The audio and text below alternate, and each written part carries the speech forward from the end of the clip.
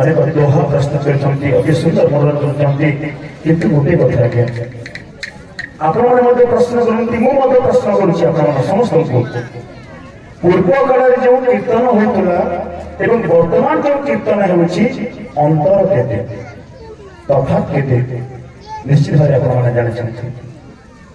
यार उत्तर होची पूर्व काल आमर जो गुरु माने आमर पिता प्रपिता महोदय माने जो कीर्तन करथुले भगवान को उद्देश्य यज्ञ कीर्तन करथुले नर्तन करथुले गायन करथुले किंतु वर्तमान जो भली ए कीर्तन को अश्लीलता कर देछथि अश्लील कर देछथि यह कहा पई उद्दिष्ट आपण मन निजे ध्यान दियंतु एटा भगवान को पई नय भगवान को पई कीर्तन करूनांती एटा दर्शकों को देखाइबा पई केवल कीर्तन कराउछि जदि मो कथा समझते एक ताली करतो धन्यवाद बहुत धन्यवाद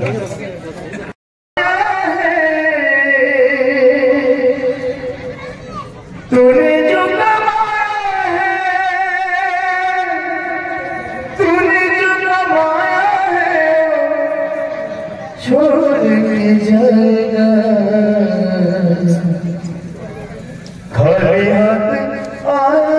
है खाली हाथ जाएगा खाली हाथ आया